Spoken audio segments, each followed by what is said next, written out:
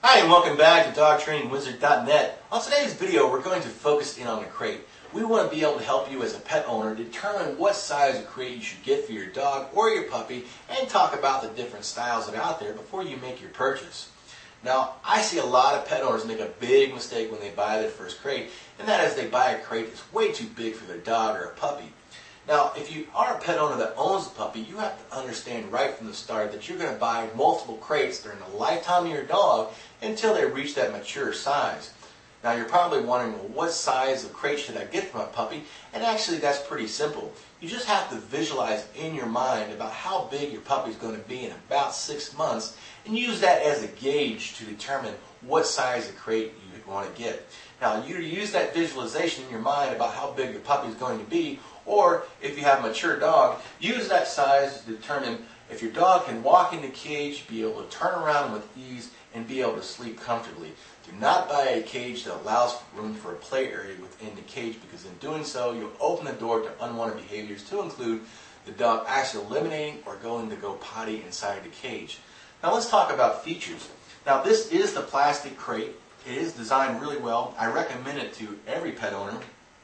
But as far as key features, we'll start with the door, as the door is actually designed to come off really easily and change which way the door swings. So you can actually detach it and reattach it so it swings from the other angle.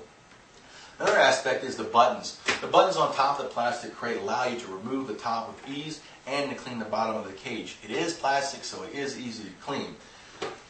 As far as the air vents go, they are big enough to allow for significant airflow for your dog or puppy, so it's not something you're going to have to worry about, but it is designed in a way to reduce the dog from being able to chew at the sidewalls and destroy the cage, and worse yet, cause injury to your dog or your puppy.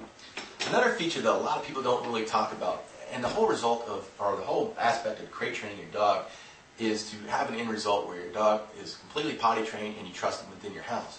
At that point, you'd be able to actually take the top of the cage off altogether and just use the bin area and put his bedding in there, and he'll use that as his den for the whole time. Now, when it comes to the wire cage, I think the two big reasons why people decide to go with the wire cage is, one, the tray in the bottom of the cage is actually easy to pull out, and you can wipe it down and clean it pretty quickly and insert it back into the cage with little or no problem. Another aspect that people usually go with the wire cage is the fact that they can see the dog at any angle within the room. But I think when it comes to risk versus reward, I think you'll find that the wire cage actually has a lot of downsides. We'll start off with the door, though. The door is usually a fixed swinging door, so it can only swing from one angle. But another bad feature, though, when it comes to the wire cage is the fact that it has really sharp corners. And if you have kids that run around the house, if they get into a lot of stuff and they trip and fall and they hit their noggin on one of the corners of this cage, it will cause a significant injury to your child, and that's not something you want to happen. Another aspect, and you'll notice right off the top, that I'm able to stick my hand inside the wall of the crate really easily. And this means, or should tell you right off the bat, that your dog will be able to do the same thing with his long, slender paws. He'll be able to reach anything within close distance to the cage. This can include wires, cabling, whatever the case may be, but also will allow him to get at the wall if he's close by.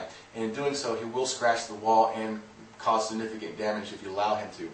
But the biggest thing that I notice about the wire cages is not just the destruction aspect, is it allows your dog to actually get in a position where he's going to cause injury to himself. Because if he can get his leg or paw through the cage itself, he could get caught and snagged, and it will cause an injury to your dog or your puppy. It's not something you want to happen. But another big aspect is when it comes to training your dog, you're going to go through a whining phase. And if you're a pet owner that's already been through a whining phase, you know exactly what I'm talking about. And if you're not, you soon will be, because the whining phase will try every nerve on your body. Now, as I mentioned earlier, that with the wire cage, you can actually see your dog at any angle in the room, and in turn, your dog can see you too. And if your dog can see you during a whining phase, this is just going to agitate this behavior even more. And this is not something you want to happen. Now, if the wire cage is something that you want to have, and this is something you want to go with, then that's fine, that's your decision. But I do recommend that you buy it or get a cardboard box and cut out one side of it to allow for the door to swing open and freely. And the cardboard box will actually reduce the visibility for your dog and cut down a little bit on the whining phase. If you want to get a little fancier, because I know the cardboard box is not necessarily ideal for as far as looks, So you could get a little fancier by actually making something out of wood. If it's made out of wood, it's probably going to be sturdier, so you can actually put something up on top of the cage. A lot of times pet owners will think that, hey, I can just use a towel, and you could do so, but I guarantee it only work for maybe a day, and at that point the dog's going to pull the towel inside them and use it as a chew toy, and that's not something you want to happen. Now let's go back and rehash.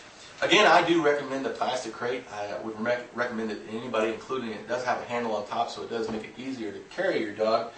But the big thing is here is determining what size of cage you should get for your dog or your puppy. And again, you just want to visualize your dog being able to walk into the cage, be able to turn around with ease, and be able to sleep comfortably. And do not buy a cage that's big enough to allow for a play area, as it will open the door for those unwanted behaviors. I want to thank you personally for joining us at DogTrainingWizard.net. We do hope to see you again.